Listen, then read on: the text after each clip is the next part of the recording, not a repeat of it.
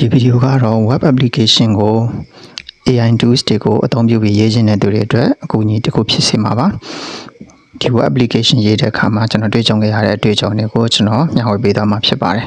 အဓိကကကျွန်တော်ဒီ web application ကိုရေးတဲ့အခါမှာ AI Studio ကိုယ့်ရဲ့ AI Studio ကို prototype ရေးဖို့အတွက်စတင်ပြီးတော့အသုံးပြုခဲ့ပါတယ်ဒီ AI Studio အသုံးပြုမယ်ဆိုရင်တော့ Google Pro account တစ်ခုရှိဖို့လိုအပ်ပါတယ်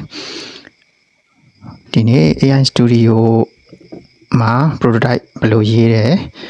ဘယ်ကနေစတင်ခဲ့တယ်ဆိုတာကိုကျွန်တော်မပြောခင်ဒီလက်ရှိရောက်နေတဲ့ဒီ web application ပေါ့နော်ဒီ development stage မှာ 100% အပြည့်အဝလည်ပတ်နေတဲ့ဒီ web application ကိုအရင်ဆုံးမိတ်ဆက်ပေးရှင်ပါတယ်ကျွန်တော် AI Studio ကိုသုံးနေဆိုတော့သူတစ်ခုတည်းလားဆိုတော့မလုံလောက်ပါဘူးတခြားဒီဘယ် tools တွေနဲ့ပေါင်းစပ်အသုံးပြုတယ်ဆိုတာကိုလည်းပဲနောက်ဗီဒီယိုမှာမျှဝေပေးသွားပါမယ်အရင်ဆုံးတော့ကျွန်တော်ဖန်တီးဖြစ်ခဲ့တဲ့ဒီ development stage မှာရှိနေတဲ့ဒီ application ပေါ့နော်ဒီ web application နဲ့မိတ်ဆက်ပေးခြင်းပါတယ်ဒီ web application ကတော့ကျွန်တော် learning application တစ်ခုဖြစ်ပါတယ်ဒီ learning application မှာကျွန်တော်ဒီသမယိုးချာ features တွေအပြင် AI features တချို့ကိုပါပေါင်းဆက်ပြီးတော့ထည့်သွင်းထားပါတယ်ဒီ AI features တွေကိုစတင်ပြီးတော့ထည့်မယ်ဆိုတော့ကျွန်တော်အလုပ်ဖြစ်မလားဆိုပြီးတော့တန်တရားတချို့လည်းရှိခဲ့တယ်ပေါ့နော်ဒါပေမဲ့ဘယ်အထိလုံနိုင်စွမ်းရှိတယ်ဆိုတာကိုကျွန်တော်လုပ်ကြည့်ခြင်းနဲ့စိတ်ရှိတဲ့အတွက်ကြောင့်မို့လို့ကျွန်တော်3လကျော်4လနီးပါကျွန်တော်စူးစမ်းပြီးတော့လုပ်ကြည့်ခဲ့တယ်ပေါ့နော်ရလဒ်ကတော့အခုအနေအထားထိတော့ရောက်လာပြီ85%ရာခိုင်နှုန်း90%ရာခိုင်နှုန်းစိတ်ကျေနပ်မှုတော့ရခဲ့ပါတယ်နောက်ထပ် level ထပ်ပြီးတော့ features တွေဒီမဟုတ်ဘဲနဲ့ပေါ့နော်ဒီသူရဲ့ security ဘိုင်းနဲ့ဒီ app stability ဖြစ်ဖို့ပေါ့နော်ဒါကတော့ထပ်ပြီးတော့စူးစမ်းသွားမှာပဲဖြစ်ပါတယ်ဟုတ်ပြီဒီတော့ဒီမှာဆိုရင်ဘာတွေပါမလဲဆိုတော့ကျွန်တော်ဒီအောက်က footer မှာပေါ့နော်ကျွန်တော် home tab ရဲ့နောက် video page တစ်ခုနဲ့နောက်ထပ်ဒီဘက်မှာဆိုရင်တော့ game mode ပုံစံတစ်ခုပေါ့နော်ရှိတယ်ပေါ့နော် game ကတော့ဒါ landing page ဖြစ်တဲ့အကြောင်း game mode ပုံစံအသွင်ပြင်ယူထားပေမဲ့ game တစ်ခုတော့မဟုတ်ပါဘူးဟုတ်ပြီဒီမှာဆိုရင်ကျွန်တော်ထိတ်ဆုံးမှာ open port ဆိုတဲ့အပိုင်းရှိတယ်ဟုတ်ပြီကျွန်တော်ထိတ်ဆုံးမှာ header နေပြီးတော့စပြီးတော့အရင်ဆုံးပြောမယ်ပေါ့နော်အပေါ်မှာဆိုရင်တော့ဒါကတော့ကျွန်တော်ရဲ့ဒီအသုံးပြုမဲ့ဒီ AI credits တွေကိုဒီမှာဆိုရင်လာစင်နဲ့အသုံးပြုခွင့်ရတဲ့ဟာနဲ့အဲ့လိုမျိုးနေစဉ်အသုံးပြုတဲ့ဒီ credit တွေကိုဒီမှာပြပေးမှာဖြစ်ပါတယ်နောက်တစ်ခုကတော့ကျွန်တော်တို့အသုံးပြုခဲ့တဲ့ history ပေါ့နော်ဒီပြီးမြောက်ခဲ့တဲ့နေ့တွေရယ်ဒါတော့ဒီမှာ calendar နဲ့ပြမယ်ပေါ့နော်ဟုတ်ပြီနောက်ပြီးရင်အောက်မှာကျတော့ကျွန်တော်တို့ကသူလေးလာခဲ့တဲ့ဒီ learning ပုံစံမူတည်ပြီးတော့ဒီမှာဆိုရင် content ပေါ်မှာလေးလာခဲ့သလား AI ကိုသုံးပြီးလေးလာခဲ့သလားဆိုတဲ့အခြေအနေတွေပေါ်မူတည်ပြီးတော့ point တွေလည်းရမှာဖြစ်ပါတယ်နောက်ဒီဘက်မှာတော့ကျွန်တော် admin asset အနေနဲ့ဝင်ထားတာဖြစ်တဲ့အတွက်ကြောင့်ဒီနေ့တော့ဒီ admin asset အနေနဲ့ပဲရှင်းပြဒါမျိုးလုပ်သွားမယ်ပေါ့နော်ဒီမှာတော့နောက်ရကြရင်တော့ကျွန်တော်ဒီ normal user အနေနဲ့ပြန်ပြီးတော့တခြားဗီဒီယိုမှာလည်းရှင်းပြပေးပါမယ်ဟုတ်ပြီနောက်တစ်ခုကကျွန်တော်တို့ဆက်ပြီးတော့သွားမယ်ဆိုရင်ကျွန်တော်တို့ open port ကိုကြည့်မယ်ဆိုရင်ကျွန်တော်တို့internet နှေးတယ်ဆိုတော့ကျွန်တော်ဒီမှာဆိုရင်တော့ black screen ကအရင်ပေါ်တယ်ပေါ့နော်အမဲရောင် screen ကအရင်ပေါ်ပြီးတော့ကျွန်တော်တို့နည်းနည်းလေးပေါ့နော်ဒီ internet loading ကိုစောင့်ရတဲ့သဘောရှိတယ်ဒါတော့ဒီမှာဆိုရင် editor က admin အနေနဲ့ကျွန်တော်တို့ဝင်ပြီးတော့တင်လို့ရမယ့် content တွေ video တွေကဒီထဲကိုရောက်လာမှာဖြစ်တယ်ပေါ့နော်ဒီမှာဆိုရင်တော့ကျွန်တော်တို့ video content ရှိမယ်ဟုတ်ပြီဒါတော့ video content တွေကိုအများစုထည့်ထားတယ်ပေါ့နော် content တွေပါမယ်နောက်ပြီးဒီဘက်မှာတော့ဒီမှာကျတော့စာမေးပွဲဝင်ဖြည့်ကြည့်လို့ရတဲ့အပိုင်းရှိတယ်နောက်မေးခွန်းဟောင်းအပိုင်းတွေလည်းရှိရပေါ့နော်ဒါကတော့ဒီ features ကိုနောက်ပြီးရင်ကျွန်တော်တို့ဝင်ပြီးတော့ကြည့်ကြမယ်ပေါ့နော်ဟုတ်ပြီပြန်ထွက်ကြည့်မယ်ဆိုရင်ကျွန်တော်တို့ကမှာဆိုရင်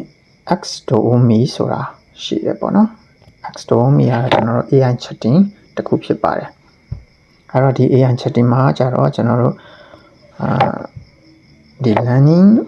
နဲ့ပတ်သက်တဲ့အရာတွေပဲမေးလို့ရအောင်ကျွန်တော်တို့ master prompt အနေနဲ့ဖန်တီးထားတယ်ပေါ့နော် system prompt လို့လည်းပြောလို့ရပါတယ်အဲ့တော့ဒီ system prompt ကတော့ admin ဘက်ကနေပြီးတော့လိုအပ်တယ်လို့ပြုပြင်ဖန်တီးပြီးတော့ဒီပို့ပြီးတော့ကောင်းမွန်အောင်လုပ်သွားလို့ရတယ်ပေါ့နော်ဟုတ်ပြီဒီမှာတော့ဒီကောင်ကအပြေးအလုပ်လုပ်ပါတယ်ဒီ features ကိုလည်းနောက်ပြီးရင်ထပ်ပြီးတော့စမ်းသပ်ကြည့်ကြမယ်ပေါ့နော်အောက်မှာတော့ဒီမှာဆိုရင်ရရှိထားတဲ့ point တွေကိုဒီမှာ cut တစ်ခုနဲ့ပြထားတယ်အောက်မှာတော့ batch 10ခုရှိမယ်ဟုတ်ပြီဒီ point တွေကကြတော့ကျွန်တော်တို့ဒီ batch နဲ့တွားပြီးတော့ကိုက်ညီအောင်လို့တော့ကျွန်တော်စူးစမ်းပြီးဖန်တီးထားတယ် batch ဒီမှာဆိုရင် suitable 10ခုပေါ့နော်10ခုရှိတယ်ဆိုရင်ဒါဆိုရင် batch တစ်ခုကို2လခွဲ3လဝင်ကျင်နဲ့အဝင်ဝင်ကြပြအောင်ကျွန်တော်ဖန်တီးကြည့်ရပေါ့ရရှိထားတဲ့ point တွေကိုတွက်ချက်ကြည့်တယ်တွက်ချက်ကြည့်တော့လူတစ်ယောက်ကတစ်နေ့ကိုဘယ်နှမိနစ်လောက်လေ့လာရင်ဘယ်နှ point လောက်ပေးမယ်အဲ့ဒီ point တွေက point 1000ပြည့်သွားတဲ့အခါ 100% ပြည့်သွားတဲ့အခါမှာ batch တစ်ခုရမယ်ပေါ့နော်ကျွန်တော်ဒီလိုပုံစံဖန်တီးကြည့်တယ်ပေါ့ကျွန်တော်အခုဒီမှာဆိုရင်လေ့လာကြည့်တဲ့အခါမှာဒီ 87% ကိုဒီ2လခွဲဝင်ကျင်အတွင်းမှာပုံမှန်လေ့လာတဲ့ရက်တွေရှိတယ်ပုံမှန်မလေ့လာတဲ့ရက်တွေရှိတယ်ပေါ့နော်အဲဒီအတွင်းမှာကျွန်တော်ရသွားတယ်ပေါ့နော်ဟုတ်ပြီဒီမှာဆိုရင်ကြည့်မယ်ဆိုရင်မလေ့လာဖြစ်တဲ့ရက်တွေပါမယ်ဒီဘက်မှာဒီမှာဆိုရင်တော့app ဖန်တီးနေတဲ့ရက်တွေဖြစ်တဲ့ကြောင့်နေ့စဉ်ဒီပါဝင်ပြီးတော့လုပ်ဖြစ်တယ်တချို့ရက်တွေဆိုနားတဲ့ရက်တွေရှိတဲ့အတွက်ကြောင့်မလို့ကျွန်တော်ကဒီမှာဆိုရင်မဝင်ဖြစ်ဘူးဟုတ်ပြီနောက်တစ်ခုကိုကျွန်တော်တို့ကြည့်မယ်ဆိုရင် how much ဆိုတော့ personal learning syllabus ကကျွန်တော်ဒီ learning path မှာကြည့်မယ်ဆိုရင်ကျွန်တော်တို့ကဒီတူးချင်းပေါ့နော် learning style ပုံစံအနေနဲ့တွားလို့ရအောင်ကျွန်တော်စူးစမ်းပြီးတော့လုပ်ကြည့်တယ်အဲ့တော့ဒီမှာဆိုရင်ကျွန်တော်တို့က module 6ကိုရောက်နေတယ်ပေါ့နော်ဒီမှာမြင်လားမသိဘူးခင်ဗျာ beginner path ရဲ့အောက်မှာ module 6 ရောက်နေတယ်ကျွန်တော်ကဒီမှာဆိုရင် free learners တွေသုံးလို့ရအောင်လို့ဆိုပြီးတော့ module 12ခုထိကိုပေးထားတယ်ပေါ့နော်ဒါကတော့ visit level အားလုံးဒီကပါမယ်ပေါ့ဒါဆိုရင် beginner path နောက်တစ်ခုဒီမှာ intermediate ကိုဝင်မယ်ဆိုရင် intermediate module 1နေပြီးတော့ကျွန်တော်တို့module 12အထိပါမယ်ပေါ့နော်ဒီမှာဆို1 to 12အထိမြင်လားမသိဘူးခင်ဗျာအဲ့တော့သူတို့ကိုသွားမယ်ဆိုရင်ကျွန်တော်တို့ကmodule ဆိုပြီးတော့ module complete လုပ်လိုက်မယ်ဆိုရင်ကျွန်တော်တို့က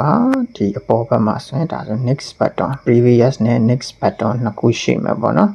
အဲ့တော့ next button သွားမယ်ဆိုရင်ဒီမှာဆိုရင် module 2ကိုရောက်သွားပြီအဲ့လိုပဲအလားတူကျွန်တော်တို့ကဒီမှာနောက်ထပ် mark module at complete ကိုနှိပ်မယ်ဆိုရင်ကျွန်တော်တို့နောက်ထပ် next active ဖြစ်သွားတဲ့ next button တွေ့မှာဖြစ်ပါတယ်အဲ့တော့ဒီ features တွေကိုကျွန်တော်တို့ကဘယ်လိုမျိုးသုံးတာလဲဆိုတော့ကျွန်တော်တို့က AI generate လုပ်ပါတယ်အဲ့တော့ကျွန်တော်ကတော့ကိုဖြစ်စေခြင်းတဲ့ဒီ module ရဲ့ title နဲ့သူ့ရဲ့အကြောင်းအရာတွေကိုထည့်ထားတယ်သူ့အတွက် run ရမယ့်ပုံစံကို system prompt မှာတွားပြီးတော့ထည့်တယ်အဲ့တော့ user တယောက်ကဒီ prompt ကို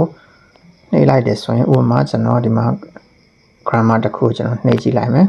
နှိပ်လိုက်တယ်ဆိုရင်ဒါကဒီ lesson မှာပါတဲ့ content ကိုသူက generate လုပ်နေပြီပေါ့ generate လုပ်တဲ့ပုံစံလုပ်ပေးရမယ့်ပုံစံကို user ကိုပြရမယ့်ပုံစံကကျွန်တော် system prompt မှာထည့်ပေးထားတယ်ပေါ့နော်အဲ့တော့ဒီမှာ text ဒီတန်းအနေနဲ့ကျွန်တော်က generate လုပ်တာဖြစ်တယ်ပေါ့နော်အဲ့တော့ text model ကပဲ AI model ကိုအသုံးပြုတယ် text ကို generate လုပ်ဖို့အတွက်ဒါကိုလည်းနောက်ပိုင်းမှာဆက်ပြီးတော့ပြောပြပေးပါမယ်အဲ့တော့ generate လုပ်တာကတော့အနည်းဆုံး text ဆိုရင်သူက generate လုပ်ရမယ့်ပမာဏပေါ်မူတည်ရပေါ့နော်သူရဲ့ဒီ output prompt အရေးအတွက်ကသူကတစ်ခုနဲ့တစ်ခုမတူဘူးပေါ့နော်ဒီသူထုတ်ပေးရမယ့်ဟာကကျွန်တော် maximum တော့သတ်မှတ်ထားတယ်ဒါပေမဲ့သူထုတ်ပေးရမယ့်ပမာဏက content ပေါ်မူတည်တယ်ပေါ့နော်ဒီမှာဆိုရင်ကျွန်တော်ကရှင်းလင်းချက်တွေမှာ English နဲ့ Burmese ဆိုပြီးတော့နှစ်ခုထည့်တယ်ပေါ့နော်ဒါဆိုရင်တော်တော်များတယ်ဆိုတော့ကျတော့ဒီမှာကမြန်မာလို့သူနည်းနည်းလေးကြာရဲဆိုတာကလည်းဒီလိုမျိုးများများထုတ်ပေးရမယ်ဆိုရင်သူကနည်းနည်းကြာသွားတယ်ပေါ့နော်ဒါဆိုရင်သူရဲ့ဒါကတော့အဓိကရှင်းလင်းချက်ဖြစ်တယ်အောက်မှာသူရဲ့ဝါကျတိဆောက်ပုံဆက်ရှင်းထားတယ်ဝါကျတိဆောက်ပုံအသေးစိတ်ပါမယ်နောက်ပြီးအောက်မှာ usage note ဆိုတာကကျတော့သူ့ကိုဘယ်နေရာမှာဘယ်လိုလေးသုံးလို့ရတယ်ဆိုတဲ့ဟာပေါ့နော် ဒီမှာဆိုရင်လည်းပဲကျွန်တော်ကစလုံးနေပေါ့နော်နည်းနည်းပူးနေတယ်လို့ခံစားရတဲ့သူလည်းခံစားကောင်းခံစားရမယ်ပေါ့နော်အဲ့ဒါလေးရှိတယ်ဟုတ်ပြီကျွန်တော်တို့အောက်မှာဆိုရင်တော့ဝက်ကြရှိမယ်ပေါ့ဟုတ်ပြီဒီဝက်ကြမှာဆိုရင်audio ထည့်ထားတယ်ပေါ့နော် 비가 오는데 우산 가져가세요. audio가နည်းနည်းမကြားအောင်ဆိုရင်ကျွန်တော်အတန်းချဲလိုက်ပါမယ်ဟုတ်ပြီ audio ကိုကျွန်တော်တို့ဆက်လောက်ကြည့်အောင်ပါနောက်က audio နှိပ်လိုက်တာဒီမှာနော် audio 비가 오는데 우산 가져가세요. ဟုတ်ပြီဒီနေရာမှာ